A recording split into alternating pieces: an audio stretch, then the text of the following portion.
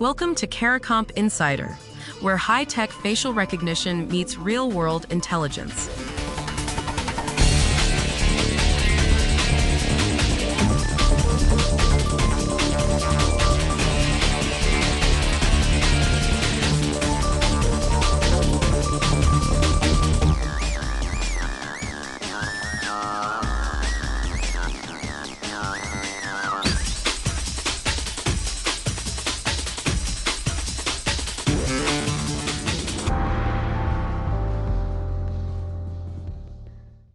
When a website tries to guess your teenager's age from a selfie, it's wrong by more than a year on average.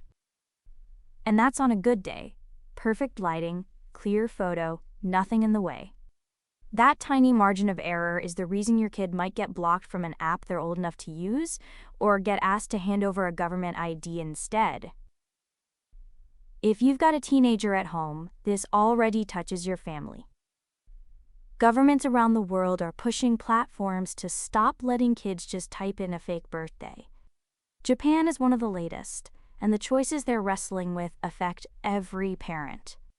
Because behind every age check is a quiet trade-off: protect your child's privacy or guarantee the age is right. You usually can't have both. So why is something as simple as "How old are you?" so hard for a computer to answer? Let's start with the problem nobody disputes. Right now, most apps verify age by simply asking. You type in a birthday, you click a box, you're in. A 9-year-old can claim to be 30. So regulators want something stronger, and that's where it gets tricky. One popular option is called facial age estimation. In plain terms, a camera looks at your face and guesses how old you are. No ID, no documents. Sounds like a privacy win, right? But according to technical data from age check provider Yoti, at the 18-year mark, these systems are off by about 1.2 years on average. So an 18-year-old might read as 17 or 19. That error has a real consequence. Stores using this at self-checkout build in a cushion, a 7-year buffer. If the camera thinks you might be under 25, you get asked for ID anyway. They pad the number because the guess is never exact. For a parent, that means your of-age teen could still get stopped at the screen. Now here's the part that surprised me. For an age gate set at 13, 95% accuracy is only possible for users 16 and up. Read that again. To keep younger kids out reliably, the system ends up rejecting some real 13, 14, and 15-year-olds. Legitimate teens, locked out, just so no younger child slips through. And the guessing isn't fair to everyone equally. According to a peer-reviewed study in Scientific Reports, AI age estimation is less accurate and more biased than a human just looking at you. It struggles more with older faces, with smiling faces, and with women's faces. It also produces more errors for people with darker skin, because lighter skin reflects more light back to the camera, giving the algorithm more detail to work with. Darker skin absorbs more, so the system has less to go on. There's a helpful way to picture all this. Imagine a bartender glancing at someone and saying, "Yeah, you look old enough." Now imagine a bouncer demanding a driver's license. Both are checking age, but one's a guess and one's proof.